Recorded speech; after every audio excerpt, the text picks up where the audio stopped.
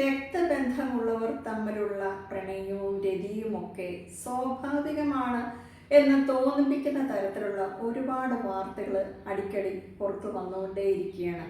ഈ ഒരു അവസരത്തിൽ നമ്മൾ ചിന്തിക്കേണ്ട കാര്യം, ഇത്തരത്തിലുള്ള സ്വഭാവം എങ്ങനെയുള്ള വ്യക്തികളിലാണ് ഉണ്ടാകുന്നത് എന്ന് ആദ്യമായിട്ട് മനസ്സിലാക്കുക. സാമാന്യ ബുദ്ധിയുള്ള ഒരു മനുഷ്യനെ സംബന്ധിച്ചിടത്തോളം സ്വന്തം സഹോദരിയായിട്ടോ അല്ലെങ്കിൽ അമ്മയോടൊത്തോ അല്ലെങ്കിൽ സഹോദരനോടൊത്തോ ഒക്കെയുള്ള ആ ബന്ധം എന്ന് പറയുന്നത് വളരെ മോശപ്പെട്ട ഒരു കാര്യമാണ്. എന്തോന്നാണ് എന്ന് നമ്മളൊക്കെ ചിന്തിക്കാറുണ്ട്. എന്തിനേറെ പറയുന്നു, നമ്മുടെയൊക്കെ പൂർവീകരെന്ന് നമ്മൾ അവകാശപ്പെടുന്ന ആഫ്രിക്കൻ ചിമ്പൻസികൾ പോലും അടുത്ത രക്തബന്ധമുള്ള ഒരു ഇണയെ തേടാതിരിക്കാനാണ് ശ്രമിക്കുന്നത്. അപ്പോൾ അടുത്ത രക്തബന്ധമുള്ള വ്യക്തികൾ തമ്മിൽ ലൈംഗിക ബന്ധത്തിൽ ഏർപ്പെടുകയും അതിൽ നിന്നൊരു സന്തതി ജനിക്കുകയും ഒക്കെ ചെയ്തു കഴിഞ്ഞാൽ ജനിതകപരമായിട്ട് ഒരുപാട് വൈകല്യങ്ങളുള്ള ഒരു കുട്ടി ജനിക്കാനുള്ള സാധ്യതയൊക്കെ വളരെ കൂടുതലാണെന്നും നമുക്കറിയാം. എന്നാൽ ഇത്തരത്തിലുള്ള ഒരു ചിന്ത എന്തുകൊണ്ടാണ്, അല്ലെങ്കിൽ ഇത്തരത്തിലുള്ള വാർത്തകൾ സമീപകാലത്തായിട്ട് എന്തുകൊണ്ടാണ് കൂടുതൽ പ്രചാരത്തിൽ വരുന്നതെന്നാണ് ആദ്യമായിട്ട് മനസ്സിലാക്കേണ്ടത്. ഇപ്പോൾ ഈ വീഡിയോസ് അല്ലെങ്കിൽ രക്തബന്ധം ഉള്ള വ്യക്തികൾ തമ്മിലുള്ള ലൈംഗിക പ്രവൃത്തികൾ പ്രതിപാദിക്കുന്ന ഒരുപാട് അശ്ലീല വീഡിയോകൾ അടുത്തിടെ പുറത്തിറങ്ങിയിട്ടുണ്ട്. ഇത് കാണുന്നത് ചില വ്യക്തികൾക്കൊക്കെ ഒരു ഹോബിയായിട്ട് മാറിയിട്ടുണ്ട്. അപ്പോൾ ഇത്തരത്തിലുള്ള വീഡിയോസ് കാണുന്ന പല ആളുകളുടെയും ധാരണ ഇത് സർവ്വസാധാരണമാണ്, ഇത് പലയിടത്തും നടക്കാറുണ്ട് എന്നൊക്കെയാണ് ചുരുക്കം ചില ആളുകളെങ്കിലും ധരിച്ചു വെച്ചിരിക്കുന്നത്. ആദ്യമായിട്ട് നിങ്ങൾ മനസ്സിലാക്കണം, ഇത്തരത്തിലുള്ള വീഡിയോസ് ചിത്രീകരിക്കുന്നത് അശ്ലീലപരമായ കാഴ്ചകൾ വിറ്റ് അല്ലെങ്കിൽ അശ്ലീല ദൃശ്യങ്ങൾ പ്രചരിപ്പിക്കാൻ വേണ്ടിയിട്ട് മാത്രമാണ്. അപ്പം അവർ പുതിയൊരു തീം അല്ലെങ്കിൽ പുതിയൊരു സബ്ജക്റ്റ്, ഒരു പ്രമേയം എടുക്കുന്നത് മാത്രമാണെന്നും ഇതിലുള്ള അഭിനേതാക്കൾ രക്തബന്ധത്തിൽപ്പെട്ടവരേ അല്ല. എന്നാൽ ഇവരുടെ അഭിനയം നല്ല മികച്ച രീതിയിലുള്ള ഇവർ കാഴ്ചവെക്കുന്ന ഈ അഭിനയം കാണുവാനാണ് പല ആളുകളും ഇത്തരത്തിലുള്ള വീഡിയോകൾ കാണുന്നത്. എന്നാൽ അങ്ങനെയൊന്നും അല്ല, ഇത് റിയൽ ജീവിതത്തിലും നടക്കുന്നതാണ് എന്ന് ചിന്തിച്ചു കൂട്ടുന്ന ഒരു കൂട്ടം ഹതഭാഗ്യത നമ്മുടെ ഇടയിലുണ്ട്. അത്തരത്തിലുള്ള ചില ആളുകൾ ഈ രക്തബന്ധമുള്ള ആളുകളെ തേടാറുണ്ട്. രണ്ടാമത് നമ്മൾ മനസ്സിലാക്കേണ്ട ഒരു കാര്യം എന്ന് പറയുന്നത്, ഈ രക്തബന്ധത്തിലുള്ള ബന്ധങ്ങൾ അല്ലെങ്കിൽ ഇത്തരത്തിലുള്ള ബന്ധങ്ങൾ കൂടുതൽ പ്രചരിക്കുന്നുണ്ട്. അതിന് ഒന്നാമത്തെ കാരണം എന്ന് പറഞ്ഞു കഴിഞ്ഞു കഴിഞ്ഞാൽ, പുറമേയുള്ള ആളുകൾ അത്ര പെട്ടെന്ന് സംശയിക്കില്ല, കൂടുതൽ അടുത്ത് ഇടപഴകുവാനുള്ള അവസരം ഇത്തരത്തിലുള്ള വ്യക്തികൾക്ക് ലഭിക്കുന്നു എന്നുള്ളതാണ്. ഇതോടൊപ്പം നിങ്ങൾ മനസ്സിലാക്കേണ്ട മറ്റൊരു കാര്യമുണ്ട്, ലഹരി വസ്തുക്കൾ അമിതമായിട്ട് ഉപയോഗിക്കുന്ന വ്യക്തികൾ, അതേപോലെ മറ്റുള്ളവരെ നിയന്ത്രിക്കാനുള്ള അല്ലെങ്കിൽ തൻ്റെ കുടുംബത്തിലുള്ള വ്യക്തികളെയൊക്കെ തൻ്റെ ചൊൽപ്പടിക്ക് നിർത്താനും നിയന്ത്രിക്കാനും ഭരിക്കാനും ഒക്കെയുള്ള പ്രവണതയുള്ള ഈ അധികാര ഗർവ് അല്ലെങ്കിൽ അധികാരത്തിനോട് അമിതമായ താല്പര്യമുള്ള ചുരുക്കം ചില വ്യക്തികളും ഇത്തരത്തിലുള്ള സ്വഭാവ സവിശേഷതകൾ കാണിക്കാറുണ്ട്. പിന്നെ നിങ്ങൾ മനസ്സിലാക്കേണ്ട ഒരു കാര്യം എന്ന് പറയുന്നത്, മറ്റുള്ളവരുടെ മേലുള്ള അതിര് കടന്ന അവകാശബോധം. അതായത് ഞാൻ ചെലവിന് കൊടുക്കുന്ന എൻ്റെ മോളാണ്, അപ്പോൾ അവളും അവളുടെ ശരീരവും എല്ലാം എനിക്ക് അവകാശപ്പെട്ടതാണ്.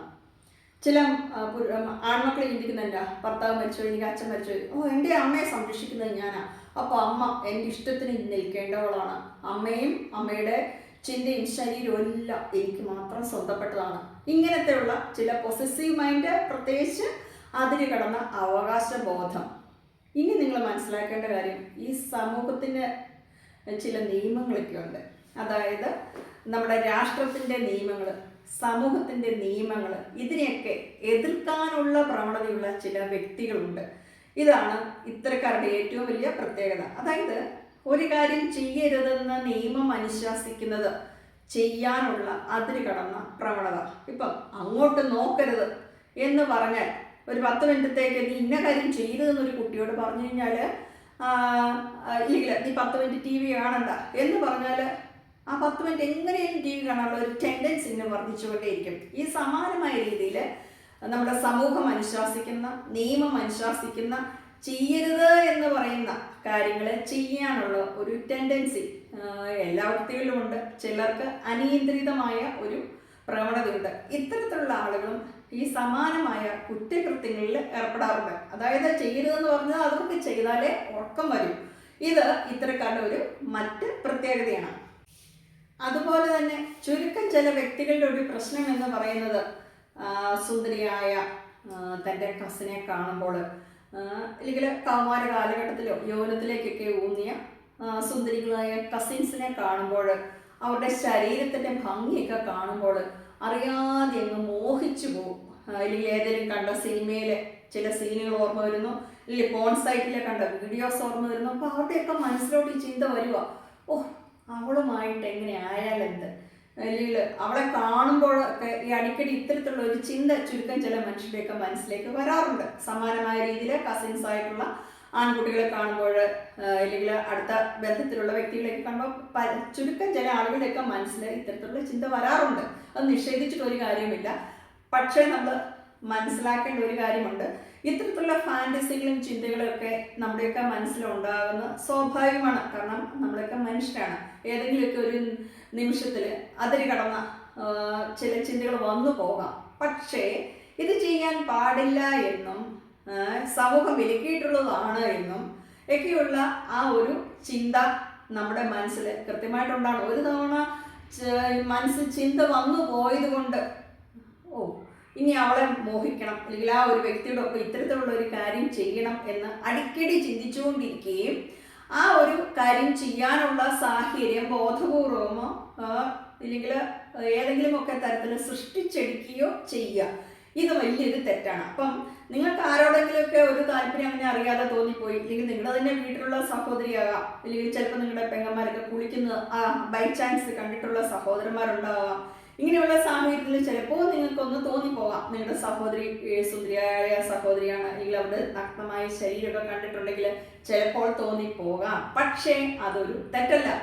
പക്ഷേ ഈ ഒരു ഭാവനയിൽ അടിക്കടി മുഴുകുകയും ആ വ്യക്തിയോടൊത്ത് രമിക്കുന്നതായിട്ട് കാണുകയും അതിനുള്ള അവസരങ്ങളെ ബോധപൂർവ്വം സൃഷ്ടിച്ചെടുക്കുകയും ആ ഒരു കൃത്യത്തിലേക്ക് കടക്കുകയും ചെയ്യുമ്പോഴാണ് ഇതൊരു മോശപ്പെട്ട കാര്യമായിട്ട് മാറുന്നത്. അപ്പോൾ നിങ്ങൾ മനസ്സിലാക്കുക, ഇത്തരത്തിലുള്ള ഈ രക്തബന്ധത്തിലുള്ള വ്യക്തികളുമായിട്ടുള്ള ബന്ധത്തിൽ ഏർപ്പെടുന്ന വ്യക്തികളെ നമ്മൾ സാധാരണഗതിയിൽ നമ്മുടെ ഒന്നും കൂടുതൽ കൂട്ടാറില്ല എന്ന് നമ്മൾ പറയും. പണ്ട് കാലത്തൊക്കെ നമ്മൾക്ക് ഹൈന്ദവരുടെ ഇടയിൽ അമ്മാവൻ്റെ മകളെ വിവാഹം കഴിക്കാമെന്നൊരു സിസ്റ്റം ഉണ്ടായിരുന്നു. ഇപ്പം അതുപോലും മാറിയിട്ടുണ്ട്. എന്നാൽ ഇതൊന്നും അല്ലാതിരിക്കെ ഇത്തരത്തിലുള്ള ബന്ധങ്ങളിലേക്ക് പോകുന്നത് ഈ ലഹരി വസ്തുക്കൾ ഉപയോഗിക്കുക, അമിതമായ ഫാൻറ്റസിയിൽ മുഴുകുക, സ്വതന്ത്രമായിട്ട് ആരും സംശയിക്കാതെ അടുത്തിടപഴകാനുള്ള അവസരങ്ങൾ, തൊട്ടും തലോടിയൊക്കെ ഇരിക്കാനുള്ള അവസരങ്ങൾ ലഭിക്കുക, ഇത്തരത്തിലുള്ള കാര്യങ്ങളിലൂടെയാണ്.